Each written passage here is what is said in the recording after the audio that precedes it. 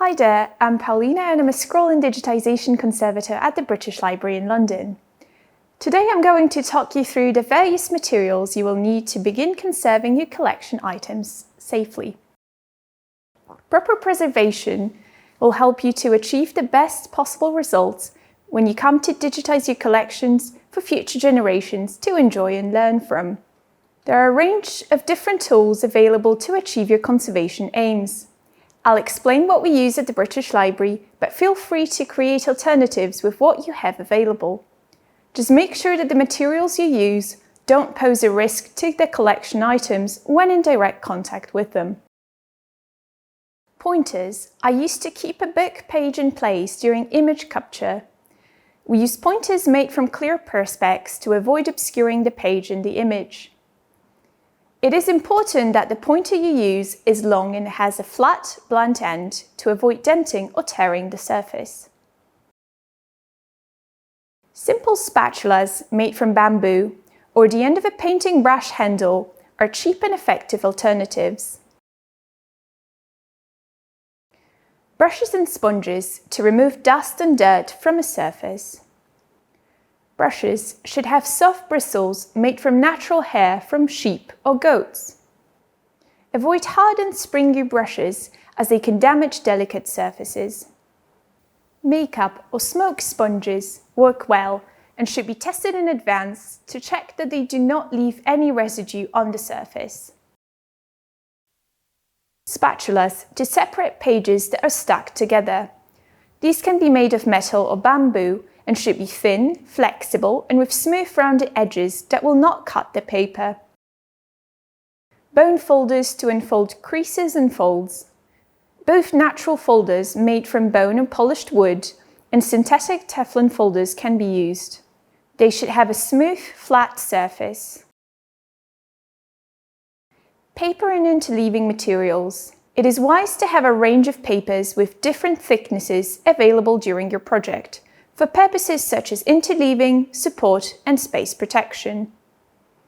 An interleaving material is a sheet of paper, fabric or plastic placed between your collection item and your pressing board to prevent sticking. The papers that are particularly useful include newspapers, as they are cheap and can be discarded. This is useful when working with objects affected by red rot. Red rot is the result of the disintegration of leather over time. Thin paper to act as table protection. Conservation-grade blotters for interleaving. Thick cardboard or paper to support flat items or book pages during image capture. These can be used for making boxes for storage. Please watch our tutorial on how to make archival boxes on the EIP website. We also use plastic sheets and tablecloths to protect work tables as they are easy to clean. If you are working on a smooth table that is easy to wipe, you don't need to use these. Pressing boards. These can be used to flatten an object by applying even pressure on its surface. The size of the board should be similar to the size of the item that needs flattening. Depending on the size, wooden, glass or synthetic boards can be used. The surface of the pressing board must be smooth to prevent damaging the object. It is important to use interleaving materials to prevent the item from sticking to the board. Trolleys and trays are used for safe transportation of materials from storage areas to the project workspace. Trays should be easy and comfortable to carry when loaded with collection items. If working with heavy or bulky items, or when transporting items over a longer distance, use a trolley for convenience and safety. Weights are used to apply more pressure when flattening objects under pressing boards. It is useful to have a range of weights.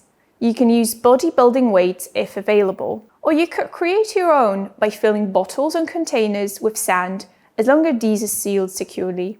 Smaller weights can be used to hold open pages or smaller collection items. These can be made by filling small plastic or textile pouches with grains or sand. Make sure to use a protective layer between the weight and the collection item, such as paper blotter or a piece of polyester sheet. Supports are used to prop and secure collection material during image capture. Depending on the type of material digitized, different types of supports might be needed. Consider the size and shape of the items you plan to digitize in advance and choose an appropriate support. Thick papers and cardboard can be used to support flat items. Cradles are rigid supports used for bound volumes and help to protect the spine whilst the book is open.